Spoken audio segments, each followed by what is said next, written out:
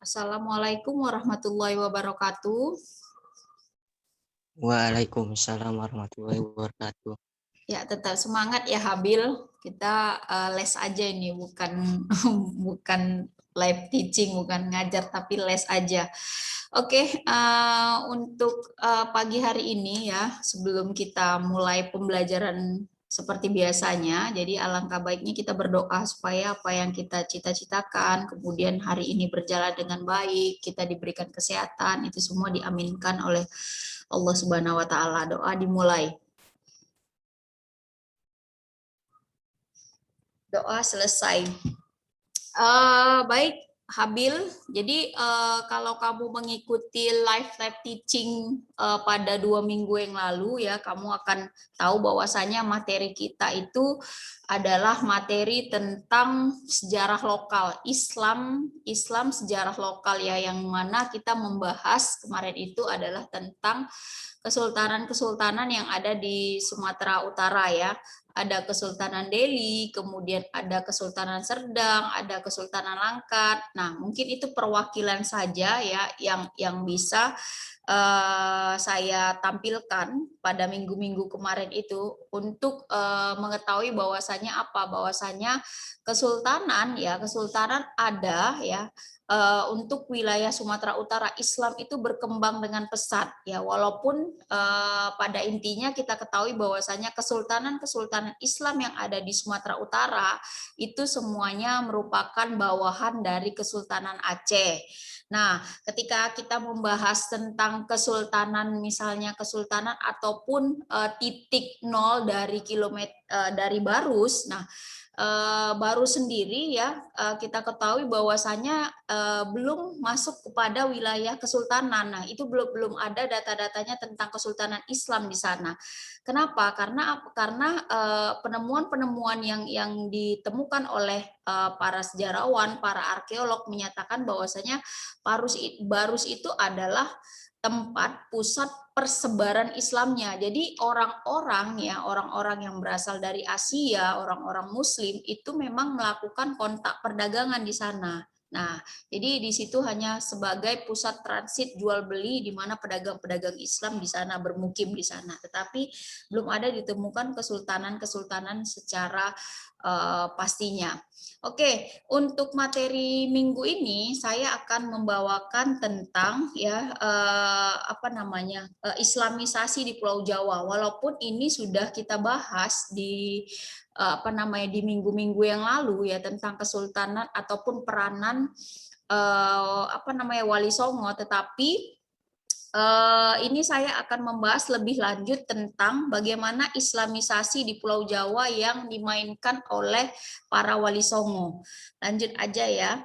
Baik, saya akan men-share PPT saya pada hari ini. Nah, seperti yang saya katakan tadi ya, Bill, bahwasanya materi kita pada minggu ini adalah tentang bagaimana Islamisasi di Pulau Jawa yang didominasi ataupun diperankan oleh para wali songo untuk penyebaran Islam di sana.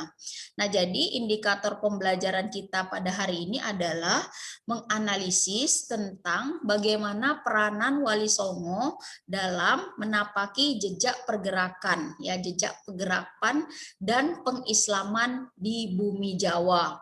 Oke, nah berikutnya ini nampak ya Habil PPT-nya? Iya, Mem. Oke.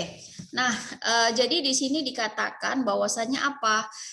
Kita ketahui bahwasanya Islam itu disebarkan dengan cara yang damai semuanya, tanpa ada peperangan. Nah, jadi jalur apa yang dipergunakan dalam persebaran Islam? Seperti yang kita ketahui bahwasanya jalur yang kita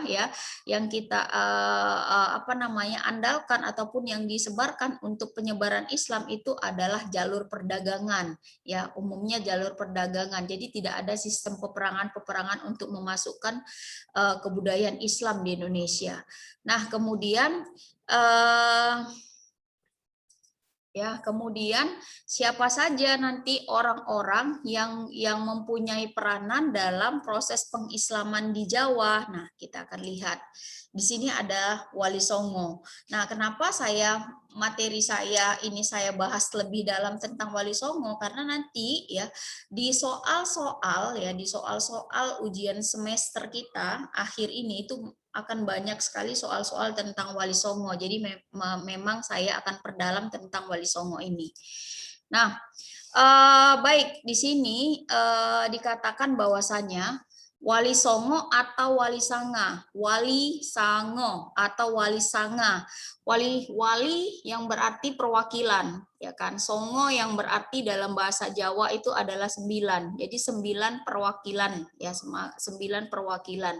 Nah, mereka ini dikenal sebagai penyebar agama Islam di tanah Jawa.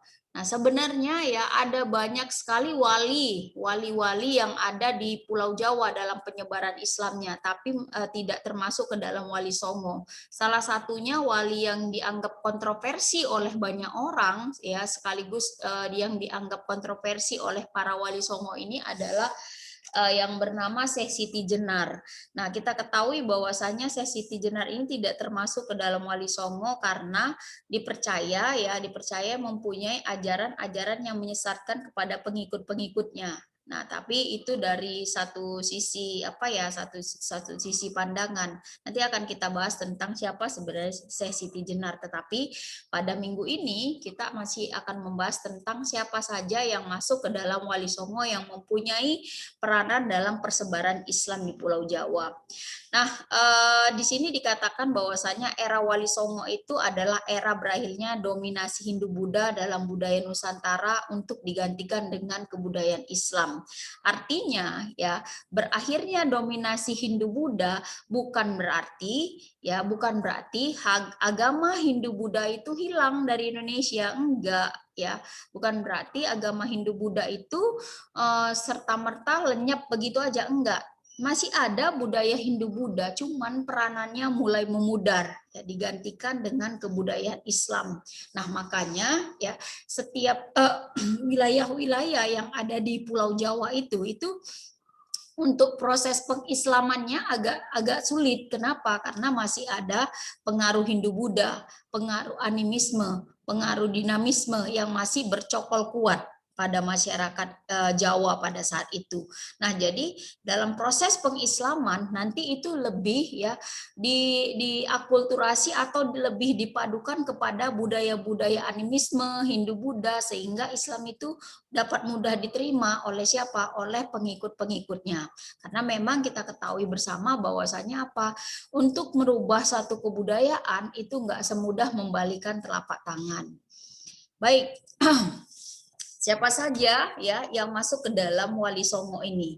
Yang pertama ada Maulana Malik Ibrahim, ada Sunan Ampel, Sunan Giri, Sunan Bonang, Derajat, Kalijaga, Kudus, Muria, Gunung Jati. Yang mana ya kalau kalian lihat ini nama-nama Sunan ini adalah nama perwakilan dari wali yang bukan nama aslinya, kecuali ini ya, Maulana Malik Ibrahim. Ya, Maulana Malik Ibrahim dia disebut sebagai Maulana Malik Ibrahim ketika nanti dia itu tinggal di Indonesia. Nama aslinya sebenarnya bukan ini. Kalau sunan-sunan yang lain, ini namanya dibuat ya, diambil dari tempat persebaran Islamnya. Misalnya Sunan Ampel. Sunan Ampel itu daerah penyebarannya adalah Sunan Ampel. Nama lengkapnya sebenarnya siapa? Nanti akan kita bahas di slide berikutnya. Sama seperti Giri, Bonang, Derajat. Nah, kalau Bonang ini, Sunan Bonang ini kenapa dia disebut Bonang? Apakah ada wilayah di Jawa yang namanya Bonang? Enggak. Sunan Bonang ini dikatakan dia nama panggilan yang lain adalah Sunan Bonang karena dia media penyebaran Islamnya itu menggunakan alat musik yang disebut dengan bonang. Ia mirip seperti gamelan. Nah, oke. Kemudian Sunan Derajat itu di daerah Derajat, ini bukan Derajat ya, tapi Derajat. Sunan Kalijaga itu berada di Sunan Kalijaga ini sebenarnya juga bukan nama tempat, tetapi salah satu wali yang ketika sama gurunya itu dia disuruh untuk menjaga sungai. untuk menjaga kali ya. Jadi namanya kali jaga. Jadi ada makna tersendiri kenapa dia harus menjaga kali itu. Apa sebenarnya pembelajaran yang akan dipetik dari situ gitu. Makanya dia disebut sebagai Sunan Kalijaga. Sunan Kudus, Sunan Muria, Sunan Gunung Jati itu adalah nama tempat para wali ini menyebarkan agama Islamnya. Baik. Nah, di sini bisa kita lihat ya bagaimana silsilah dari keluarga dari para sunan ataupun para wali ini. Nah, kalau kalian lihat ya, di sini itu mulai dari nanti Maulana Malik Ibrahim. Ya, Maulana Malik Ibrahim yang nanti memang punya hubungan dengan Nabi Muhammad ya, silsilahnya walaupun sangat panjang sekali tapi dia memang ada keturunan. Dan memang Maulana Malik Ibrahim ini bukan orang Indonesia asli tetapi memang orang berperanakan Persia dia yang kemudian berdakwah ke bumi Nusantara. Nah, di sini kalian bisa lihat nih bagaimana tanda-tandanya ya, tanda panahnya, dia ke arah kemana. Nah ini dia. Ini biasanya ada hubungan misalnya anak, kemudian ada hubungan dia merupakan murid. Nah, jadi sunan ini ataupun wali songo ini mempunyai keterikatan satu sama lain, baik itu nanti hubungan darah ataupun hubungan kekerabatan atau hubungan guru antara guru dan murid atau hubungan-hubungan dekat yang lainnya. Baik. Nah, kita langsung ini ya, islamisasi, bagaimana islamisasi di Jawa. Jadi, Wali Songo itu adalah nama organisasi yang bergerak dalam pengislaman masyarakat di Jawa. Nah, sebagai organisasi dakwah, Wali Songo beberapa kali mengalami perubahan nama tim. Nah, kenapa? Itu dia seperti yang saya katakan tadi. Jadi banyak sebenarnya wali, banyak sebenarnya sunan yang mempunyai fungsi untuk penyebaran Islam di Pulau Jawa. Jadi bukan 9, tapi ada banyak.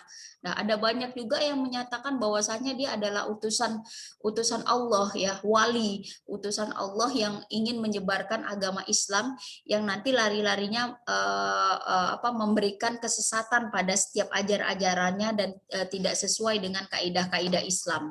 Seperti itu. Nah, makanya nanti akhirnya disepakati bahwasanya ya, hanya 9 wali ini yang ajarannya itu dianggap ajaran yang benar-benar sesuai dengan keislaman. Baik, kemudian untuk memudahkan dakwah, Wali Songo ini mengatur strategi 531. Artinya apa 531? 531 ini adalah pengaturan berdasarkan wilayah.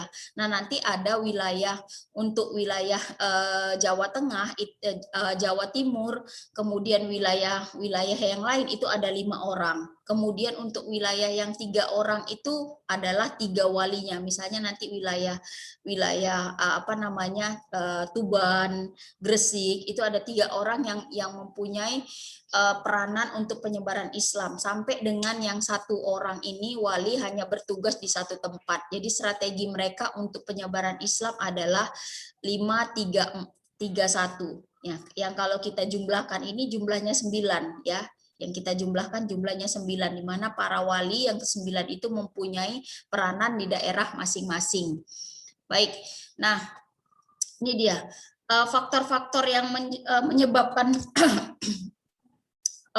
percepatan proses penyebaran Islam itu bagaimana? Nah, karena ajaran Islam itu melaksanakan prinsip ketauhidan atau ketuhanan ya kan ya.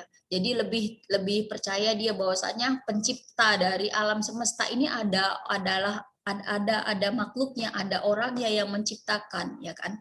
Ada Tuhan yang menciptakan, ada Allah yang menciptakan bumi serta semesta alamnya, seperti itu. Kemudian dalam Islam itu tidak terdapat sistem kasta atau sistem strata sosial atau tingkat status sosial. Jadi kalau di masyarakat Hindu itu ada strata, ada tingkatan-tingkatannya. Artinya orang yang berkasta Brahmana dengan orang yang berkasta Sudra itu nggak boleh bersatu. Ada tingkatannya. Tapi kalau dalam Islam tidak ada kasta. Semua makhluk yang ada di bumi ini semua sama. Adalah ciptaan dari Allah yang mempunyai mempunyai peranannya masing-masing. Nah, nanti Nanti yang membedakan adalah amal ibadahnya. Jadi orang kaya, orang miskin ya kedudukannya tetap sama ya di mata Allah dan di mata masyarakat nanti ya. Oke, kemudian karena daya lentur fleksibilitas ajaran Islam itu dia bersifat elastis ya, tidak mesti dia ada upacara-upacara yang harus dilakukan. Nah, kalau misalnya nggak ada dana, nggak ada materi, nggak ada tempat atau apa, nggak dilaksanakan, gimana? Ya nggak apa-apa, karena memang ya dalam ajaran agama Islam sendiri itu nggak ada yang namanya ritual-ritual, kemudian acara-acara, tidak ada. Jadi sifatnya itu fleksibilitas aja. Kemudian Islam itu adalah agama yang damai. Makanya setiap orang ya yang menyatakan bahwasanya Islam itu teroris itu salah. Ya, itu salah. Kenapa? Karena Islam memang dari sananya tidak pernah mengajarkan sistem kekerasan untuk memasukkan peranan-peranannya atau untuk memasukkan sebenarnya keislamannya itu gimana. Kemudian Islam dianggap sebagai institusi yang sangat dominan untuk menghadapi dan melawan ekspansi pengaruh Barat. Nah, jadi nanti ini kita akan pelajarin ketika Islam mulai masuk, kemudian dominasi Barat pun mulai masuk. Karena apa? Islam mulai masuk dan berkembang di Indonesia ketika Konstantinopel itu diambil ya, diambil oleh Turki Utsmani. Makanya nanti golongan-golongan Eropa itu mulai memutar otak untuk mencari daerah penghasil barang yang mereka sangat butuhkan. Karena apa? Konstantinopel itu sudah ditutup untuk bangsa-bangsa Eropa. Makanya jadi nanti Islam ini adalah salah satu kekuatan yang sangat ditakuti ya untuk khususnya bagi bangsa-bangsa Eropa. Baik. Kemudian kita akan membahas tentang satu persatu wali ataupun sunan. Nah, mulai dari ini dia, Maulana Malik Ibrahim atau ya disebut juga dengan Sunan Gresik. Tadi ada Sunan Gresik kan, tetapi seperti yang saya katakan tadi, bahwasanya apa? Bahwasanya setiap wilayah itu ada yang 3 orang, ya kan? Kemudian ada yang 5, ada yang 1. Nah, jadi Maulana Malik Ibrahim ini juga disebut dengan Sunan Gresik. Nah, dia merupakan keturunan dari ke-22 dari Nabi Muhammad seperti ini tadi.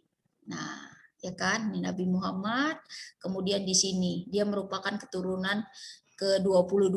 Memang sih agak jauh, tapi dia memang ada keturunannya.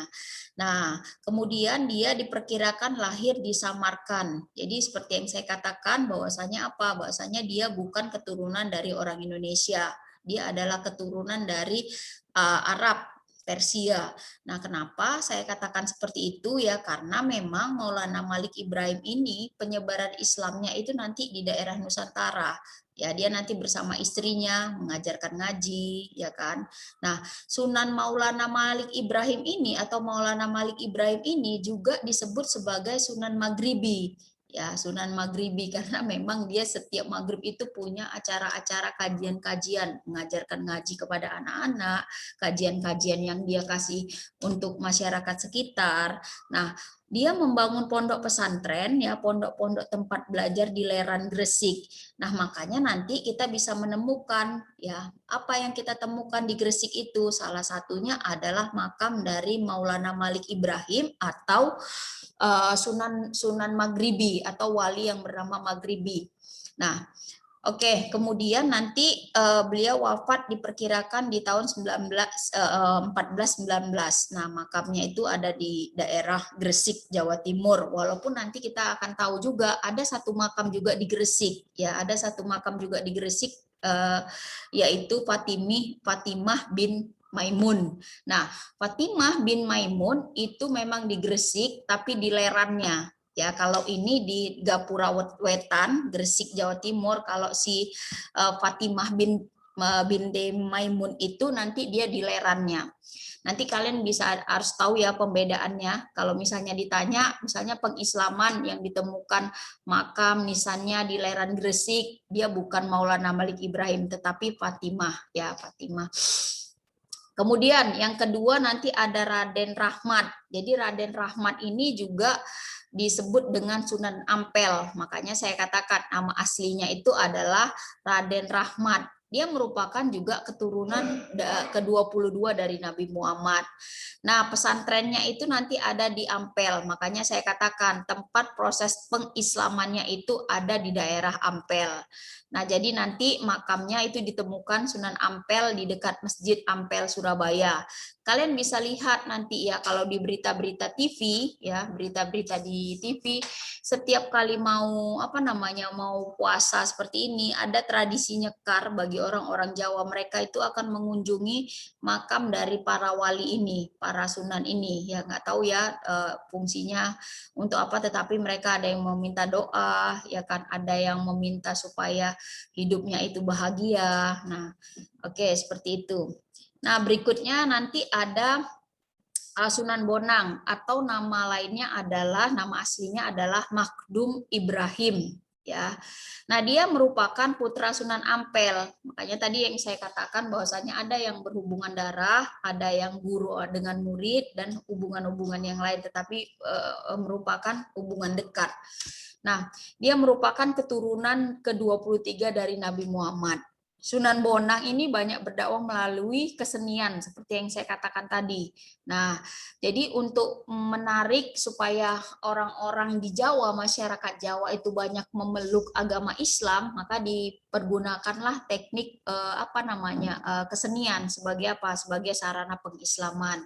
Nah, jadi di sini dia merupakan pengubah suluk wijil dan tembang Tombo Ati. Kalau kalian yang pernah dengar lagu yang dinyanyikan oleh Opik ya, Tombo Ati, yang versi aslinya itu adalah yang diciptakan oleh Makdum Ibrahim atau Sunan Bonang yang memainkan lagu Tombo Ati ini dengan alat musiknya yang bernama bonang tersebut. Nah, dia diperkirakan wafat itu tahun 1525. Nah, kemudian ada Sunan Derajat ya. Sunan Derajat itu dia merupakan sunan anak dari Sunan Ampel juga. Nah, jadi Sunan Derajat ini berdakwah kepada masyarakat dan dia lebih menekankan dermawanan.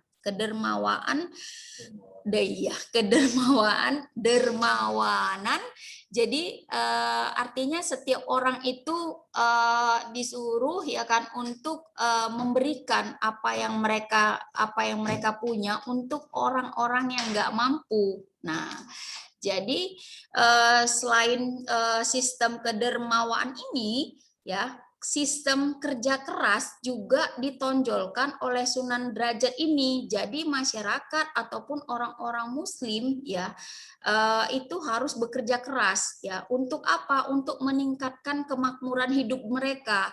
Jadi Sunan Derajat ini banyak mengajarkan hal-hal yang nantinya itu bisa memperbaiki sistem ekonomi dalam masyarakat itu gitu. Nah, jadi kenapa Sunan Derajat ini akhirnya dimasuk ke dalam salah satu wali songo ya, karena memang ajaran-ajarannya itu tidak menyesatkan. Jadi dianggap oleh para wali ini bisa masuk ke dalam salah satu wali songo. Nah, beliau diperkirakan wafat itu di sekitar tahun 1522.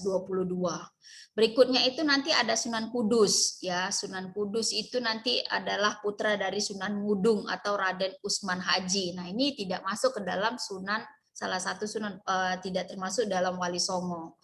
Nah, dia merupakan keturunan ke-24 dari Nabi Muhammad. Nah, kemudian banyak berdakwah di kalangan kaum penguasa dan priai Jawa. Artinya priai Jawa itu adalah bangsawan-bangsawan Jawa. Jadi kaum penguasa siapa? Raja-raja, ya kan? Raja-raja yang belum memeluk ajaran agama Islam itu didekatin, ya kan? Kemudian diberikan pendakwaan-pendakwaan sehingga mengakibatkan nanti banyak raja-raja yang sebelumnya tidak memeluk Islam itu memeluk Islam. Jadi memang targetnya itu adalah kaum penguasa dan priai Jawa atau bangsawan Jawa. Nah, jadi salah satu peninggalan bisa kalian lihat tuh, salah satu peninggalannya itu adalah masjid ya, Masjid Kudus, di mana kalau kalian lihat Masjid Kudus itu ada ornamen-ornamen yang ada akulturasi ataupun ada perpaduan budaya Hindunya di situ. Jadi sangat kental sekali, dia ada budaya Hindunya dan ada juga budaya Islamnya. Nah, Sunan Kudus ini diperkirakan wafat tahun 1550. Next berikutnya itu ada Sunan Giri ya. Sunan Giri dia merupakan keturunan 23 dari Nabi Muhammad. Kemudian nanti dia mendirikan pemerintahan mandiri di Giri ataupun di Gresik. Jadi salah satu keturunan yang terkenal adalah Sunan Giri Prapen yang menyebarkan agama Islam ke Lombok dan Bima. Nah, jadi ya tugas dari Sunan Giri ini selain dia nanti pengislamannya adalah di wilayah Giri, tapi nanti dia punya juga ya, punya juga channel-channel ataupun punya juga apa namanya orang-orang yang mengislamkan di daerah Lombok dan Bima. Nah, jadi wilayah-wilayah untuk wilayah di luar Pulau Jawa itu ada target-target pengislaman oleh para wali ini. Nah, yang berikutnya nanti ada Sunan Kalijaga. Nah, seperti yang saya katakan ya, Sunan Kalijaga ini bukan Sunan yang apa namanya, yang mengislamkan di daerah Kalijaga, bukan, tetapi Sunan Kalijaga ini disuruh oleh gurunya ya, oleh gurunya untuk menjaga kali. Ada makna tersendiri di situ. Kenapa dia harus menjaga kali ataupun sungai? Apa yang diminta oleh gurunya. Jadi punya ajaran-ajaran yang khusus, ajaran-ajaran yang bermakna. Kenapa dia harus menjaga kali? Apa yang harus dia lakukan? Misalnya kesabaran, ya kan, kemudian rintangan-rintangan yang dia dapatkan ketika dia harus menjaga kali ini. Nah, seperti itu. Nah, jadi dia adalah murid dari Sunan Bonang. Nah, kemudian Sunan Kalijaga ini juga melakukan pendakwaan itu melalui media kesenian ya. Nanti keseniannya itu berbentuk apa ya? Lagu-lagu, lirik-lirik dari tembang-tembang yang diciptakan oleh Sunan Kalijaga ini, seperti apa nanti ya, ada tembang-tembang ilir-ilir, ada gundul-gundul pacul yang maknanya itu ada makna-makna yang mengandung pengajaran-pengajaran terhadap Islam. Kemudian ya, selain itu yang paling terkenal dari Sunan Kalijaga ini adalah dia menyebarkan Islam itu melalui kesenian wayang ya, wayang. Nah, jadi dalam teks-teks wayang ataupun dalam cerita-cerita wayang itu dimasukkan cerita-cerita yang mengandung unsur keislaman di sana. Jadi orang-orang yang melihat kan jadi secara tidak langsung terangsang, oh mengerti tentang ajaran Islam itu seperti apa. Nah, kemudian ada Raden Umar Said atau Sunan Muria ya, Sunan Muria yang mempunyai lokasi pendakwaan Islamnya itu di daerah Muria. Ya. Kemudian ada Sunan Gunung Jati yang bernama asli Sarif Hidayatullah. Nah, jadi di sini dia nanti akan mengembangkan daerah Cirebon. Jadi salah satu ya, yang satu tadi itu ya, kan ada 5, 3, 1. Satunya itu adalah Cirebon. Nah, jadi wilayah Cirebon itu adalah wilayah kekuasaan dari Sarif Hidayatullah. Nah, jadi nama Cirebon itu sendiri itu nama yang diberikan oleh Sarif Hidayatullah atau Sunan Gunung Jati. Kenapa? Karena daerah tersebut adalah penghasil udang ebi. Ya, yang udang ebi itu kalau di dalam bahasa masyarakat setempatnya cire dan bon atau abon. Jadi namanya Cirebon. Jadi nama itu diberikan oleh Sarif Hidayatullah. Nah, jadi nanti kalian bisa lihat Sarif Hidayatullah ini merupakan cikal bakal dari pendirian Kesultanan Banten. Nah, mungkin itu saja ya cerita tentang Wali Songo yang ada di masyarakat Jawa ya, seperti yang saya katakan tadi, ada banyak wali, ada banyak sunan yang apa namanya mempunyai peranan dalam pengislaman, tetapi yang masuk ke dalam Wali Songo itu adalah orang-orang yang saya sebutkan tadi. Nah, mungkin demikian saja yang bisa saya sampaikan. Silahkan kalau misalnya ada pertanyaan, saya tunggu nak, silakan. Ada pertanyaan? Ada? Tidak ada ya. Kalau tidak ada, baik, langsung saja nanti setelah pembelajaran live teaching ini kalian boleh mengerjakan soal di psikologi. Saya sudah menyiapkan 10 soal pilihan berganda, 10 soal-soal pendek yang berkaitan tentang materi hari ini. Ya, demikian saja yang bisa saya sampaikan pada hari ini. Terima kasih. Assalamualaikum warahmatullahi wabarakatuh. Waalaikumsalam. Waalaikumsalam.